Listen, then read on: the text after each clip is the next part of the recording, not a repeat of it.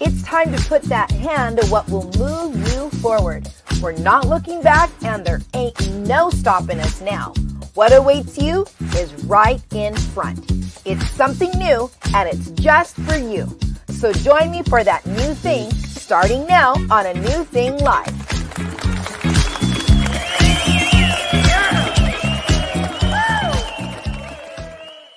Hello and welcome. I'm so glad that you are here. Welcome to A New Thing Live. My name is Cyndi Greene, and I am the host of this fun, I still call it a new show. It's a new show to me. So it's a fun new show where we really inspire and encourage you to doing that new thing that's in your heart. There's so many things that God has deposited into each and every one of us. And if we would just listen, hello, are you listening? If we would just listen to our heart, and then have a little bit of courage to do it, then we would be accomplishing so many wonderful things for the kingdom and for the people around us. And so that's what this show is about. I'm excited about tonight's guest. She's doing some amazing things. Y'all are going to be so inspired and encouraged. We just need that little bit of a push. And when you see somebody else doing something amazing, it lets you know, oh, you know what? She's doing it. And look at the resources and look at how that started for her. I can do it. And the thing is, you can do it. That's why it's in your heart to be done. So I'm so glad that you're here. If you're joining us for the first time, I want to welcome you. If you've been with us every week, I'm so glad that you're here. If you're on YouTube, Facebook, and all of our Roku, hello. We're so glad that you're joining us today. For those of you that are on Facebook and YouTube, you already know this is an interactive show. So let us know where you're watching from. Jump in the conversation, join in, encourage our guests, just be all up in our business. Okay, that's what we want. We want to know that you're watching. We want to hear from you. Sometimes we put your little comment on there, but we're just so glad that you're here with us today.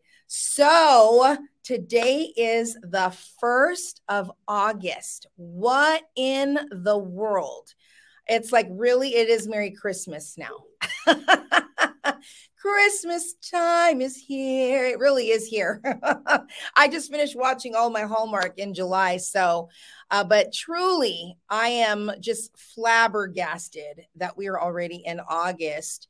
It's really a year that's moved quickly, and I really hope that every one of you guys are doing well, that your families are well. There's a lot going on in our nation and in our world, so we really do want the best for you. We always tell you guys that, we're here for you. I don't want you to feel like you don't have anyone you can share. You can always email us. You can always DM you. We know that you're going through some stuff, so if we can help in any way lighten your load or bring a little bit of joy, that's what this show is all about. So I'm so glad that you're here. So what's going on this week? Let me tell you what's going on this week. We've got some fun, there's a lot of national days actually, but I'm only going to mention the few that really popped out to me. Okay, so we've got today is National Girlfriend's Day. So yes, it's a day to celebrate your girls. So if you've got your little posse, your little tribe, and if you haven't reached out to them, reach out to them even now. Pull out your phone. Now, if you're watching the show on your phone, don't do it just now. Maybe you wait till after we're doing the show. But if you're watching it on smart TV or your laptop or your computer, then yes, pull out your phone and just say, hey, love you so much, and tell them why they mean a lot to you. That's today's National Girlfriend's Day. The 4th, this week, is National Chocolate Chip Cookie Day.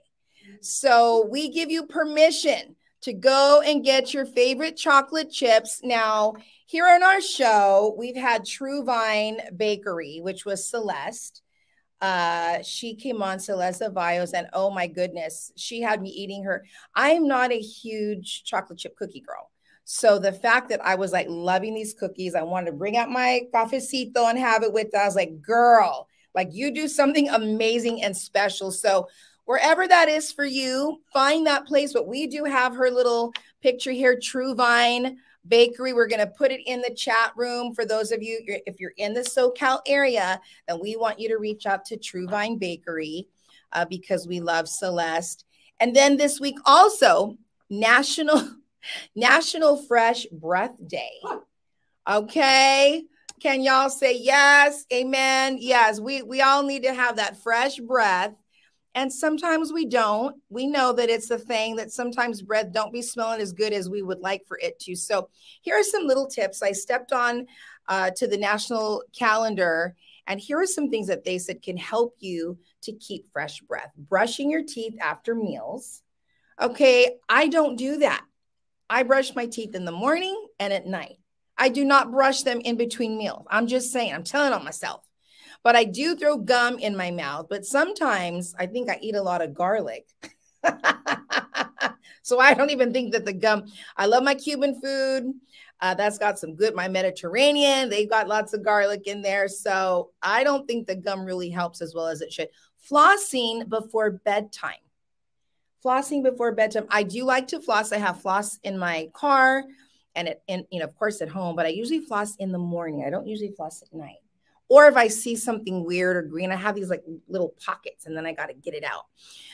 Gargle and rinse with mouthwash regularly. If you do that, I want you to tell us in chat because I don't do that. And I want to know who you are. Do you do that? Do you gargle and rinse regularly? Okay. See, 3 of us, 0 out of 3 do that here. Okay. So if you do, I want to know who you are because that's real. That's real. I want to know. I'm going to give you a high five. Chew sugar-free gum to keep the mouth moist, which, you know, I like my gum. My bestie doesn't like gum. My sister doesn't like how I smack my gum, but I like my gum, and it is sugar-free. It's extra. Stay hydrated, which I think that's for everything, right? And then seeking regular dental care. If you don't have dental insurance or different plans and things that some of these dentists will work out with you. So don't go, well, I don't have a dentist, so I can't do that. No, you should be doing that on a regular basis. So those are some ways to help keep your mouth nice and fresh. Fresh breath. We need to do that. So that's National Fresh Breath Day. And let's see what else. There was another one that I thought was, is Grab Some Nuts Day. That's on the 3rd. Now that's looking at me like, what? I love walnuts, almonds, macadamia nuts. So that's always a better choice than like bread. You know, sometimes it's like, so maybe that could be the day where you go, you know I need to lay off the bread. So lay off the bread and just grab the nuts on the 3rd. And then that might get you into a good habit. So, okay, let me see if there's any other day that oh, yes, National Sisters Day and also National Friendship Day. That is the 7th. That is this week. So make some time to reach out to your sisters, maybe a fun little digital card, and the same thing for friends. I did that for National Aunt and Uncle Day.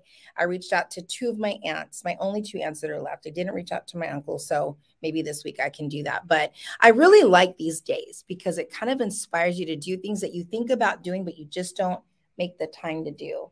And I really am trying to be more intentional about making the time for the people and the things that really do matter. So that's where we landed with that. So I wanted to share that. Okay, so we have a phenomenal guest coming on the show tonight.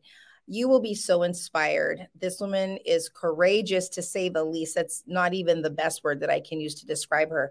But we're not going to bring her out just yet. So we've got a real quick message from A New Thing Live. So do not go away, because we will be right back after this message.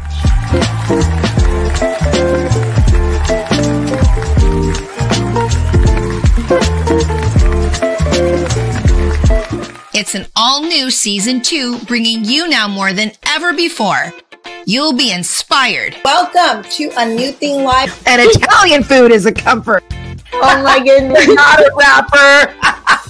It's okay, honey. It's okay.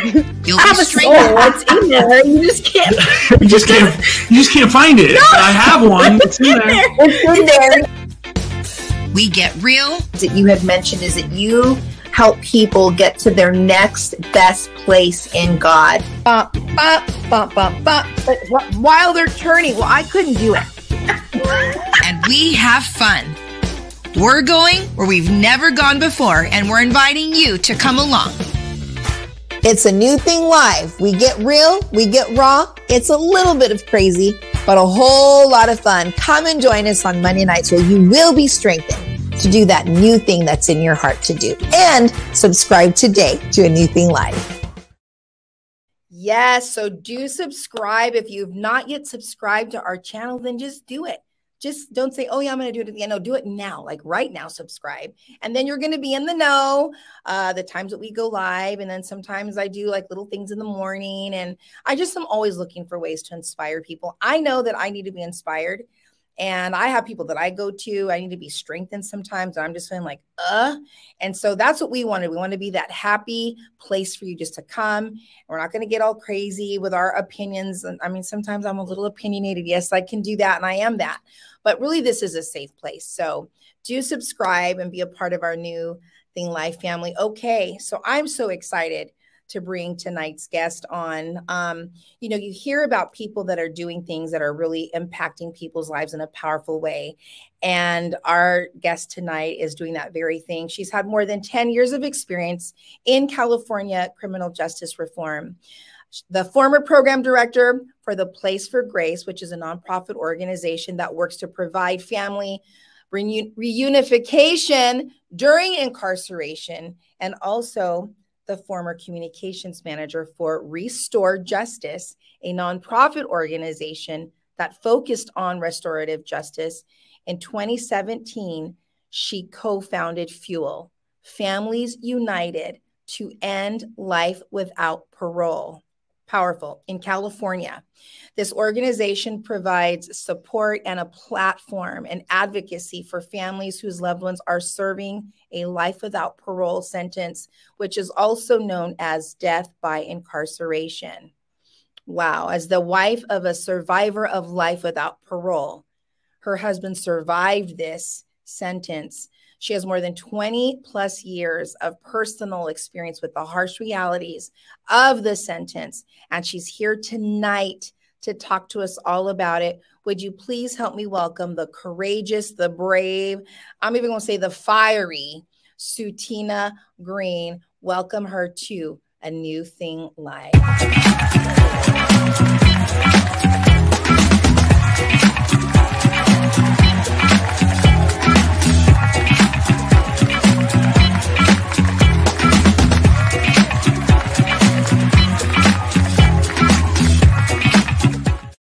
This is the long version because we wanted you're all like, that's long. It's because we've done the one in the past where it's so short that we're still bringing stuff on on the set. Sutina, welcome. Thank you so my much. Goodness, girl, you are so amazing. I am so encouraged already. I'm just hearing your story, talking with you even before we filmed tonight. I'm so glad that you're here on our show. Thank you for having me. This is such a blessed opportunity to share my story and hopefully encourage others. Yes. So. Yeah, yours is a powerful story. So you helped not only co-found this powerful organization that helps to advocate for those that have been sentenced like life without parole. Right. But in you doing that, you also helped to free your husband who had that very sentence. Yes. Talk to us about what was it that spearheaded this whole thing to begin with? Because he was not your husband when he went into prison. He was not. Right. He was not. So talk to us about that story. What is it that landed him behind bars to begin with? Okay. So Stephen and I are junior high school sweethearts. We went to junior high school together. In 1992, a murder had happened. He fell under murder robbery. So the technical term is the felony murder rule. So basically, under the felony murder rule, you can get a life without parole sentence, even if you are not the shooter or the person who committed the harm. Causing a death. And so for my husband, who was not your husband at the time. He was not my husband at the time. So we had dated junior high school. We had split up, and then this incident happened. Okay. This, horrible crime had happened. And so someone was murdered and robbed, and my husband and his co-defendant were both charged with life without parole. Even though they had they had nothing to do with what actually happened. Right. They were a part of the party. So with felony murder, it doesn't matter if you don't know or you do know. Basically, if a felony happens and then an underlining felony, so a murder happened and then a robbery happened, that's how the felony murder rule happens. Wow. With those who were not directly involved. So, for example, we're going to the liquor store. You get out. I think you're just going to go buy a soda. You go in, you go to rob the person, you shot and killed, you get back in the car. I have no idea what's happened, and we take off. And then I would be charged with murder, even though I didn't commit the crime. And I had no inclination that was going to happen. And that happens. I mean, I'm just even telling on myself, there was a season when I was a cheerleader at Rio Hondo College. I ran with some crazy people. And I had a situation very similar. It was not murder, but there was a crime that was done. And I was in the car, you know, and now the next thing I know, the police are knocking at they found me. And I'm like, well, I was in the car, but, you know, I didn't even know that was going to happen. So, yeah. So he was sentenced under the felony murder rule in 1992. He served almost 28 years in prison. Wow. So when he was sentenced to life without parole, his sentence was he was supposed to die in prison. He was never supposed to be, you know, that's what life outside. Life without parole is you don't go to the parole board. You're going to die in prison. Wow. We fortunately were blessed. So in 2001, we rekindled our relationship. Let's see. Yeah. Oh no, we don't have the picture of that. You showed me the picture of that because I know you sent me some pictures, but okay, it wasn't that one. So in 2001, we rekindled our relationship. So during that 10-year break, you know, I had gotten married. I had 3 children. Unfortunately, that marriage failed. And so I knew Stephen was incarcerated, so I started writing him. I started visiting, and, you know, we rekindled our relationship. Stephen's my first love. So, you know, I've always had a place in my heart for him. And then what high school? What school did you guys We went to Hamilton Junior High and Long Beach, Jordan. Oh, okay. So we grew up in Long Beach. Yeah. So we rekindled our relationship, and we ended up getting married while he was incarcerated. So we got married in 2004. I think we got a picture of that. Look at that. Oh my goodness. Wow. Itty bitties. How sweet. So this picture was taken when he was still in prison. Yes. Wow. Okay. So I married him knowing that he was never going to come home. And for me, you know, that's a big decision to make. Sure. But for me, I loved him and was willing to make that sacrifice. I knew this was what my life was going to be, visiting prison every weekend. But I knew I loved him and wanted to stand by his side. Wow, that's love right there. I know. I'm like, got a lump in my throat right now. Hold on. Oh my goodness. Yeah. So we got married. While he was incarcerated, we ended up having 2 children. We have 2 daughters. Our oldest daughter is 19, and then our youngest daughter is 16. And so, you know, it was hard. That was a conversation we had about, you know, having children, and is that fair? But, you know, we both agreed, like, this is something that we really wanted, and we were going to just let our kids know how loved and how much, you know, they're wanted. Yes. And so, you know, we did our best parenting while he was incarcerated. So did you have a support system helping you? Yes. My sister was my biggest supporter and advocate. You know, my friends were, my mom, she remembers him as, you know, when y'all were younger. This boy who would leave hickeys on her daughter's neck and was like, I don't like him. But, you know, are those still a thing now? I don't even know. You know, but then when I told her we were going to get married, you know, she came around, and she's been supportive. She would send him packages for Christmas and his birthday. So yeah, you know, wow. yeah. So my family has been supportive Of both of you. I love that. So what was it then? So, you married him, the love is rekindled and you make this huge decision that this is a man I'm going to marry and he's never going to come out. What was it that triggered you to do what you're doing now? So I think obviously, him having a life without parole sentence, I wanted him home, not only for me, but for our daughters and for him. Yeah. And so. Right. Because in a sense, well, not in a sense, he was wrongfully in there, but then also wrongfully in there for life. I'm like, that still baffles me that somebody could be in prison for something they didn't do and that they're given life without parole. Like there's not even a chance that you're going to ever even come up in front of anybody. For me, I wouldn't, and maybe I'm wrong for saying, I wouldn't say that it was wrongful for him to be put in prison. I think the sentence did not match, but he did have a part to play, and so, but I don't think his part should have been given life without parole. Right. So for me, it was more like trying to advocate for him, early on in his prison sentence, he wanted to better himself, even though he knew he was never coming home. Wow. So he was taking any self-help groups that he could.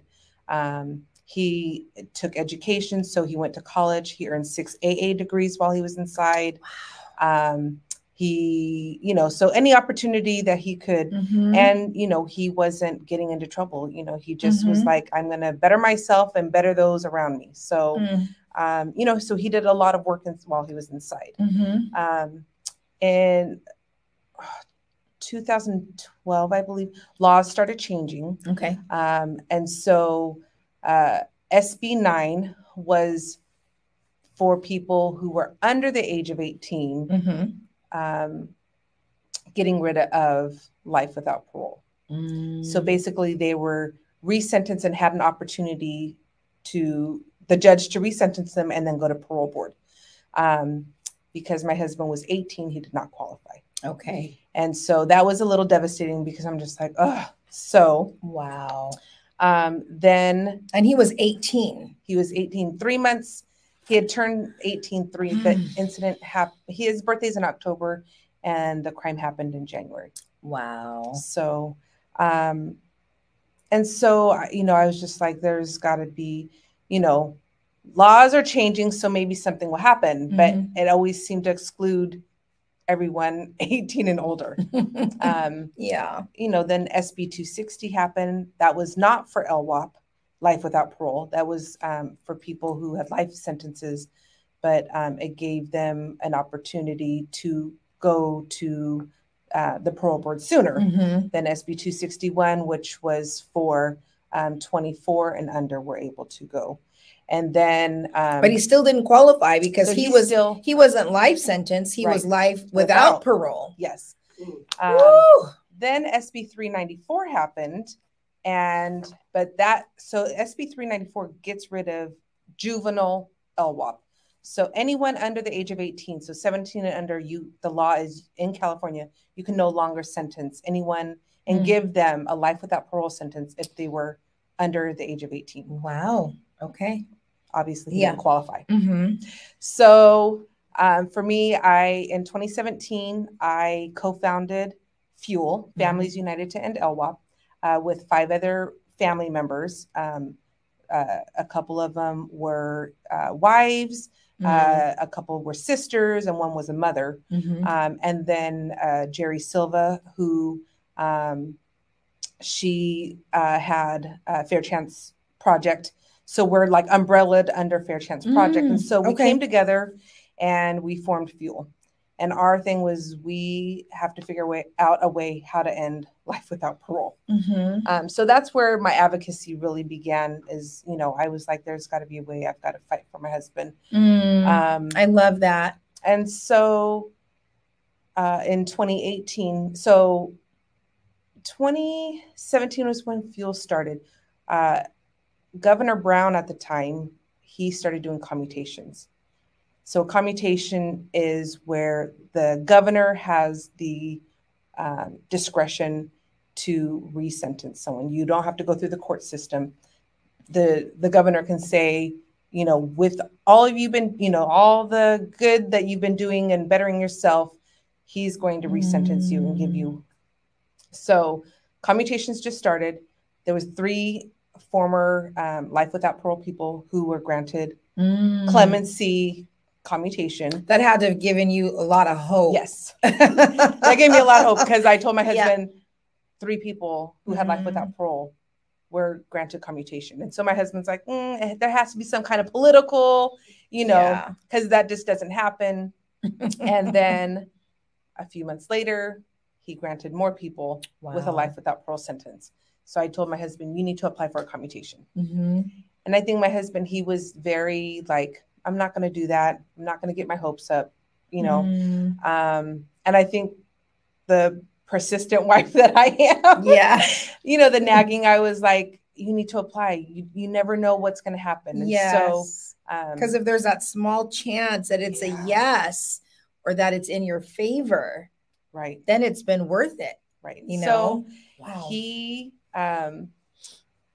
we hired an awesome lawyer, Tracy Lum. Because I was not sure how to file a commutation, that, you know, they were so new. So we hired her. She got a whole commutation packet together.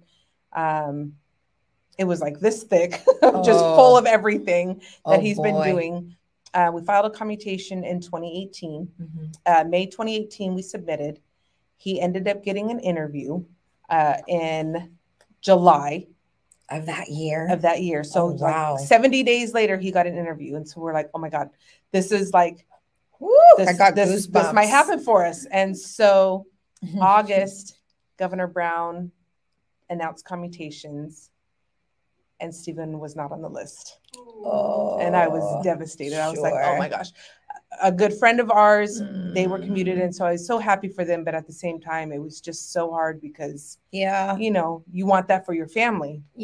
And so I was like, you know, this was the last year Governor Brown was in office. So I was like, okay, he seemed to do commutations during holidays. And so I was like, well, Christmas is going to be our last shot, you know, hopefully. Thanksgiving, Governor Brown came out with commutations. And Stephen was on the list. So, you know, our prayers were answered. And so, November of 2018, he was commuted. He went to board May of 2019, the first time he ever went to the parole board, and he was found suitable.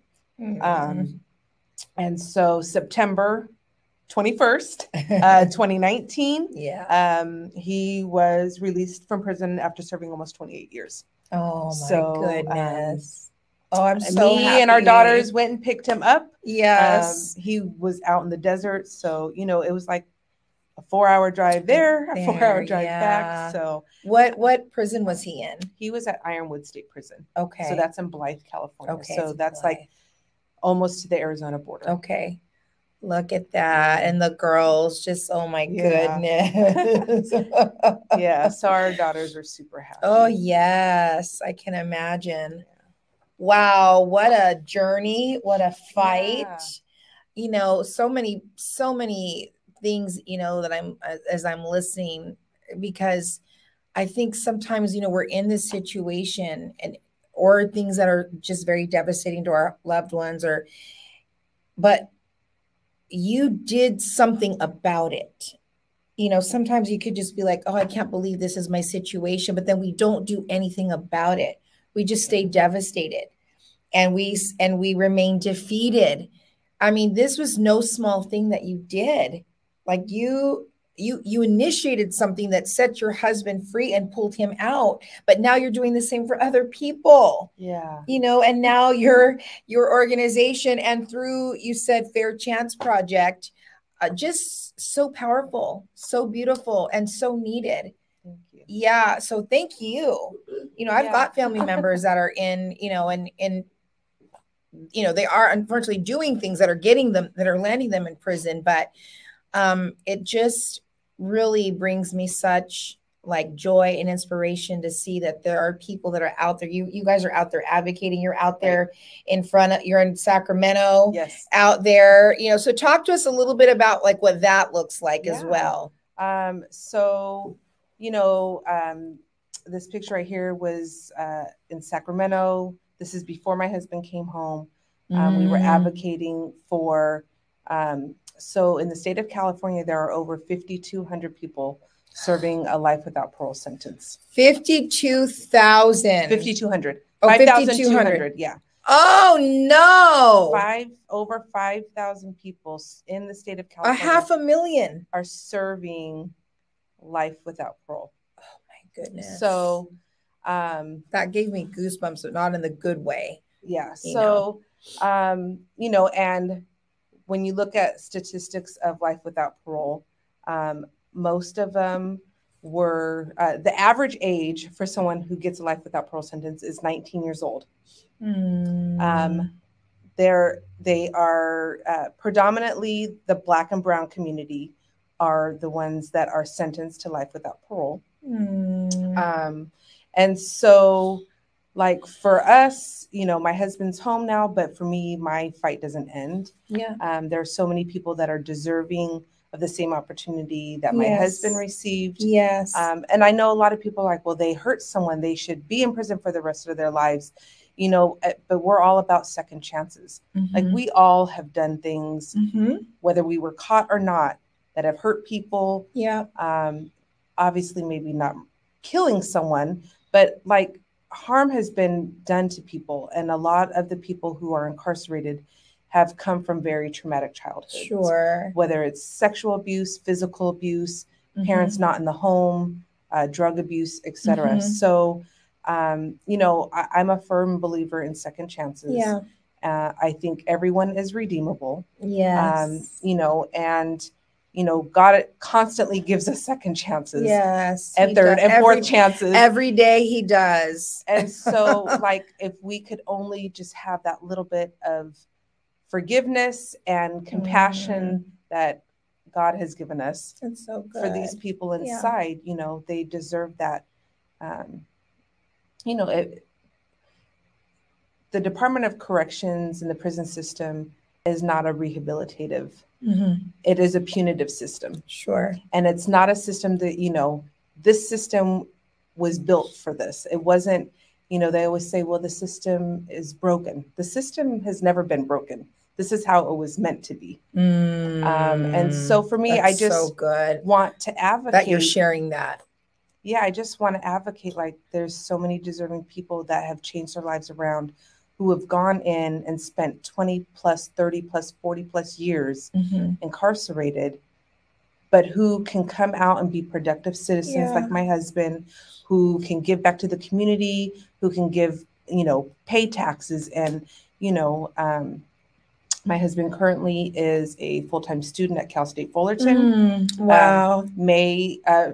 Spring of 23, he'll be graduating with his bachelor's in criminal justice. Oh, wow. And in December of this year, he's applying for his doctorate for UCI. Wow. So, you know, he wants to, you know, education is so important to him, but he wants to be able to become a professor, teach criminal justice, especially with the lived experience. Like there's so many people that give narratives that they've never experienced. And so for him to be able to do that, I think is so impactful and powerful. So, you know, my husband, thank God, you know, he advocates right alongside me. We just got back a few months ago in June, actually last month. We went to Washington, D.C. We advocated for some juvenile justice bills with legislators at the Capitol. I love that. Yeah, we just we want to bring awareness. A lot of people don't understand what a life without parole sentence is. You know, and like you said earlier, we call it death by incarceration because that's basically what it is. Oh my goodness. You know, and I have to say, I don't even think I knew that life without parole was a sentence. I know of life sentence, but I had no idea that there were those that were being sentenced to life without parole. Right.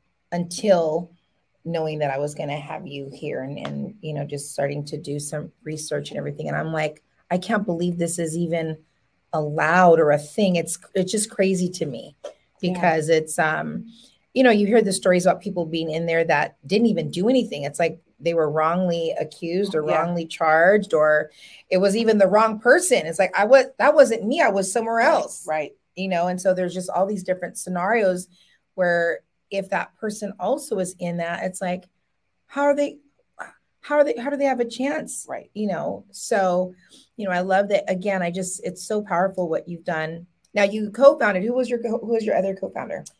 So Maria Moore, she is a wife. Her husband is serving 2 LWOP sentences and he's innocent. We have Valerie and Vicky Wong. It's a mother and then a sister. Their loved one is Sunny Wong. Then we have Glorimar. Why can't I think of Glorimar's last name? Her brother's incarcerated. Okay. And then Danae, her now ex-husband, he was actually commuted under Governor Newsom, so he is home and he's thriving. He's right now currently in the master's program at Cal State LA. Wow. Doing amazing things. Now, is this a school program that is, you know, in connection with, or is it just they're saying, I'm just going to go for it and I'm just going to apply, or is there something that helps? Are you talking about for school and education? Yeah, for school and education. So certain prisons, institutions.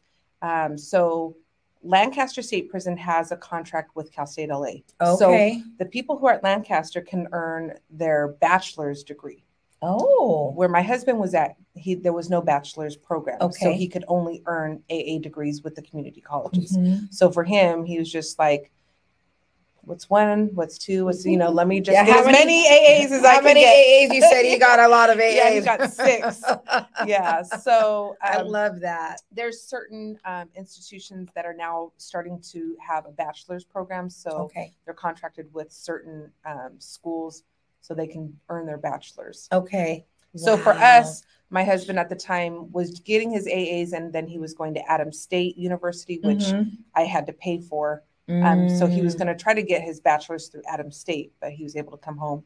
So, wow. Yeah, there's just so many like great organizations and great programs out there that, you know, help our formerly incarcerated community with jobs, with just reentry. Yes. You know, yeah, that's in itself, I think, is so needed. You know, like I was sharing with you earlier about, you know, my precious family member who almost all of his adult life he's been in. I think just how hard that must be to be in that atmosphere, that environment for all these years, and then to come out not knowing. Right. Yeah. People, so like, and just regular every day. Right. Know? It was, you know, if you think like for my husband, he went in at 18 years old. He was only a son and a boyfriend, you know.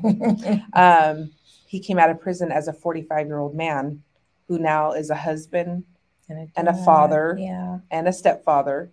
And, you know, never having those roles or having positive role model figures. Sure. And so, you know, it's a big adjustment for those who go in that young and come out, you know, in their 40s. Wow. To try to reacclimate themselves into society. Yeah. But they're doing it and they're successful. Yeah, such a powerful thing. And I love just the community of people that you have. I know here there was a photo that we had there. Talk to us about what's going on there. So this was our first strategic planning. It was the Drop LWOP strategic planning. So this picture is people from all over the state, as well as all different organizations within the state of California. And we were trying to figure out, you know, strategically planning on ways that we can try to end life without parole. Wow. You know, there's something so powerful about people coming together and partnership, you know, and I'm so glad that you're exemplifying that so powerfully. You know, sometimes somebody watching might have an idea, and sometimes it's so overwhelming where they may think, I could never do this on my own. Well, maybe not on your own, but how about grabbing others that are fighting for the same cause or that would like to see the same desired result that you want to see? Right. And then just taking those steps together to launch this. Is your organization, it's a nonprofit organization? It is a nonprofit, yes. Yeah. I mean, I'm sure that took some doing and going, right. but some fuel yes. was needed to get that done too, you know? Right. Yeah. So, you know, we are, you know, Fuel is there to not only advocate and support, but to educate. Yes. So people who don't know about the sentence or want to know more about or how they can help, you know, there's all that information. Okay. If they're wanting to donate towards the cause, yes. you know, for when we go to these rallies in Sacramento or doing these legislative visits to, you know, our whole thing is to change hearts and minds. You know, if we can change one heart or one mind, you know, we've accomplished something. So, so good. Yeah. So it's just making legislators aware. It's making the public aware, you know, the recidivism rate for someone who has a life without parole sentence who's come home is 0. Not one person who has had a life without parole sentence has recidivated. Those who have served a life sentence, so who have done a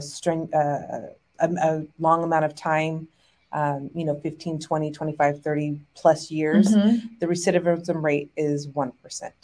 Wow. So people who have done a long term in prison don't want to go back. And they just want to give back to the community. They just want to be a normal person. Yes. Having a job, having a family. Loving people, being loved, you know. Yeah. Wow. That's so good. So good. Okay, well, we're going to definitely, we want to share this information. And then, well, we did have a really cute picture of you and your hubby. That was our You said that was date night. Yeah, that was our very first date night when he came home. We went to a comedy show. That was your first date night. What city did you guys go see? We went to the Irvine yes, Improv. Yeah. No, I'm not sorry. Not Irvine, Brea. Oh, Brea Improv. Brea. Yeah. Yes. So he had never been to a comedy show. So yeah, we had a great time. Lots of laughs and just feeling like adults and feeling like a normal married couple. Wow. Wow. I just love that. I love, let me see, and make sure we can get us back here. I just absolutely love your heart. Thank you. And I love your mission. I love your vision. And I pray that everyone watching does something to join the mission and vision of Fuel. And even me, I know my heart is just absolutely stirred. And I'm saying, Lord, how can I help? What can I do? And I know this is one of the things you can do is to help make people aware. Right. You know, and so thank you for just coming in and being so transparent and sharing your journey. Thank you. But it's powerful, you know, what you're doing. And so we're gonna be praying for you. Thank you. And for you specifically, for your husband and for your organization. Thank Absolutely you. Continued favor, strategy that can only come from the Lord.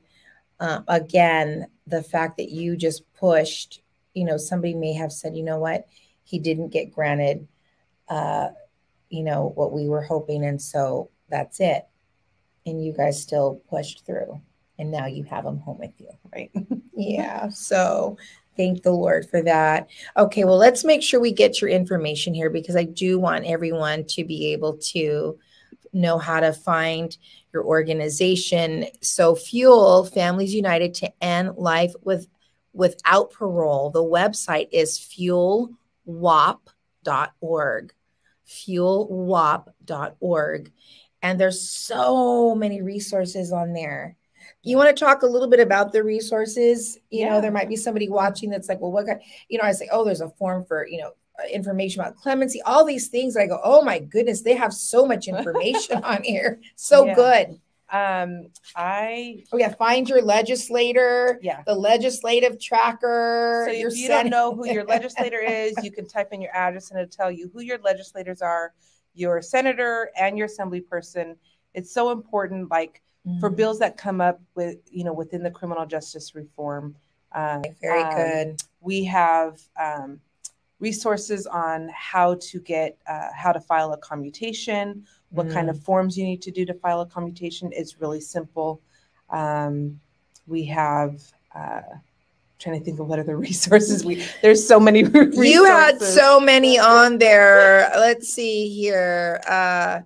You have, commutations. Oh, medical releases. So for people who are elderly or who you can apply for like a medical release.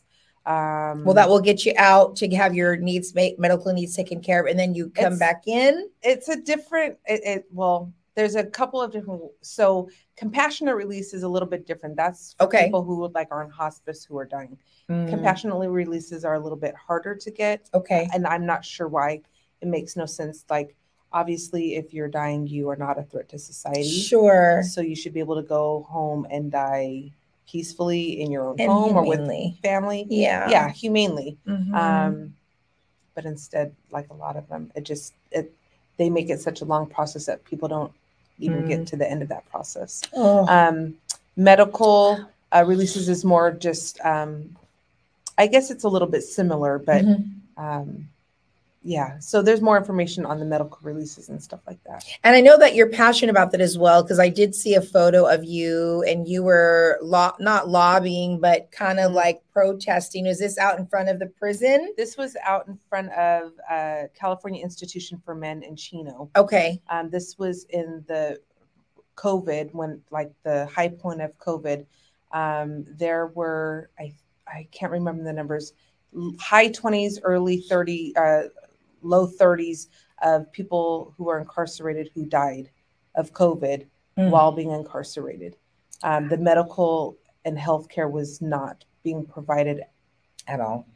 At all. They were mixing people who were positive in with people who weren't positive. It was just a nightmare. And so that is a nightmare. I was at the prison. Our fuel was there. Look at you, girl. I love that. You see the sign in the back, you can't get well in a cell. So. And your husband was already out. He was out. My husband was at this rally with us. I love that. Advocating. What does he think about all this? That you're doing this. I mean, now he's out, but now you're. and luckily, he's standing alongside me in this fight. So yeah. I know, he tells me that he's proud of me. I'm proud of him. Like, not to toot my own horn, but I feel like we are a power couple, and yes, we got this. That's what I was in my head. I'm like, well, they're a power couple. We're fighting together on, to try to end this inhumane sentence and just shining light on it. Yeah. Because a lot of people don't know.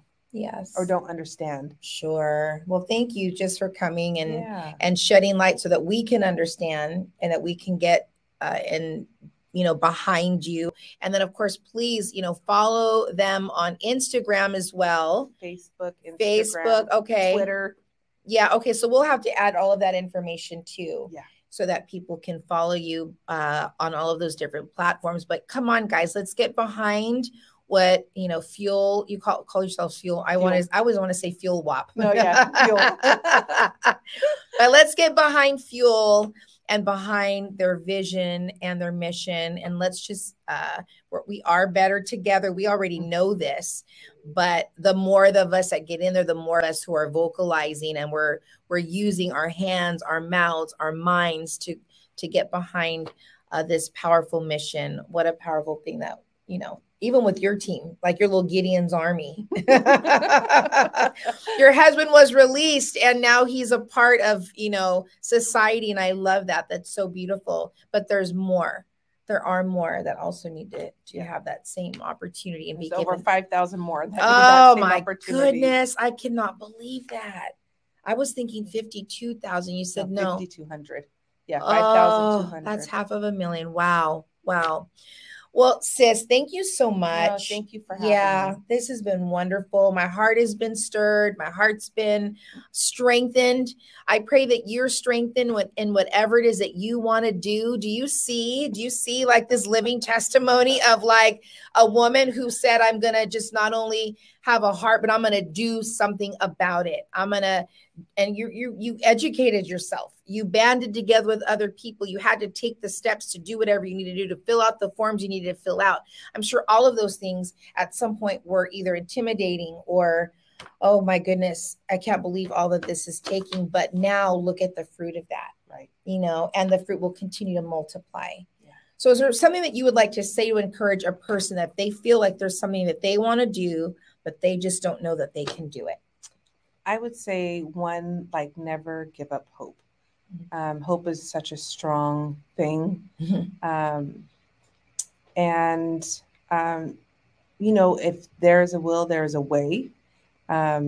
I wasn't sure how I was going to help try to get my husband home, or if I was even going to be able to, but I never gave up the thought of, him coming home, being reunited with our family.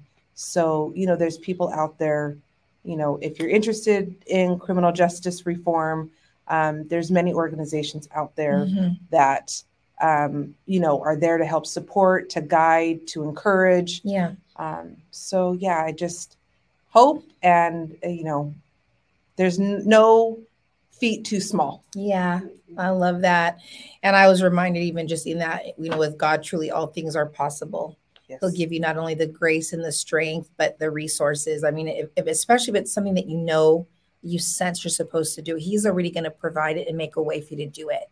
So don't back down. Don't pull back. If you need someone in your corner to pray with you, we are here to do that with you. But again, we just have an example of a walking testament of what it looks like for someone to say, I'm going to do something about it. I don't know a whole lot about this, but this is my passion. This is my heart. I'm going to band together with people and we're going to make this thing happen. And then support, feel any way you can. But we want to thank you so much for coming and joining us tonight. A huge thank you again to you, Sutina, for just being who you are. I appreciate it. Yeah, been wonderful having you. Yeah. Oh my goodness. Yeah. Thank you guys.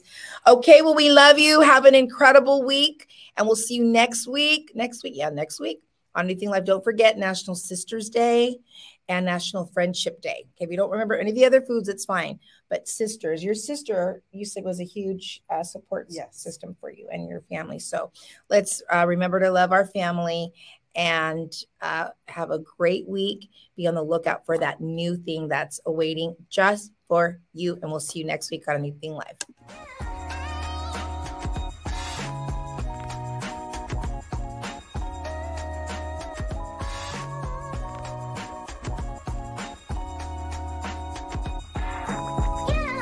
Are you ready?